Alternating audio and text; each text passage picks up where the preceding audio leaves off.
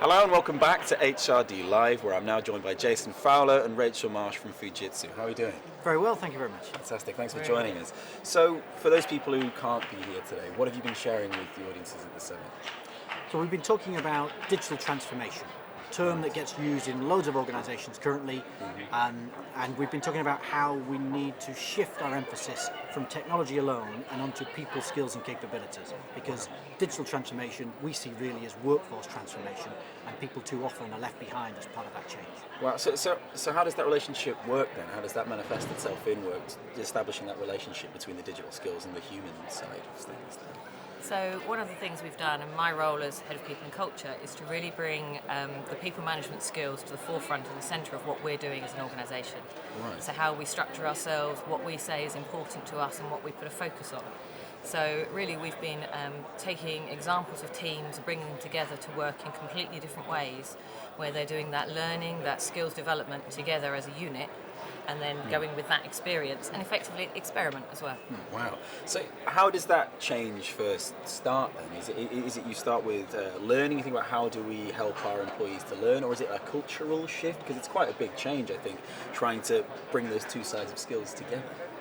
Yeah, well, you're right, it is. It's a very different way of working, and it requires a different approach from HR and from the business. So firstly, as with most change, you've got to be pretty sharp on quite what it is that you're trying to achieve.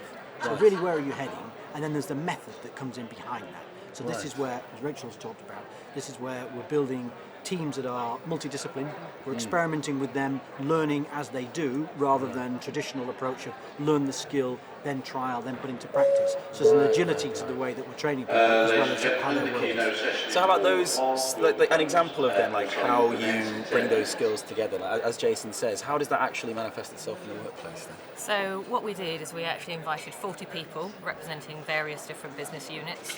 We put them together for 2 days for what we called a planning workshop.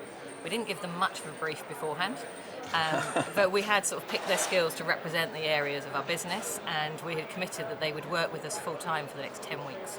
Wow. So it's a really big investment of time and effort. We then explained our vision, our priorities, and then asked them to plan how they would make the work happen. So it was about really bringing out the power of the team, becoming self-managing and self-directing. So there's almost like a reciprocal part of that, right? It's not just about leadership, it's about what the teams need and how do we bring them into it as well. It's an interesting point, because it's not just about leadership, and it's also for leaders a challenge for them to sort of surrender the more traditional sense of what leadership and authority is all about. So we need people now who are comfortable with being leaders today, team members tomorrow, and then having that fluidity within the workforce.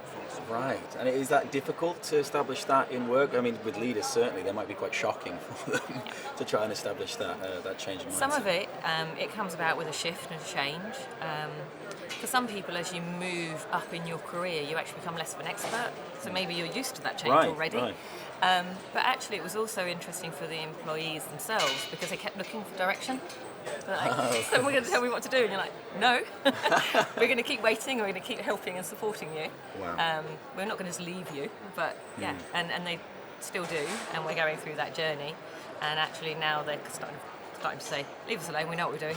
But that's good. So for those people watching this who are maybe inspired by what you're saying and they want to start making that change, HR leaders, business leaders who want to bring that kind of change into their organisations, what would maybe be your top tip to just get started, to change that mindset initially in their place of work?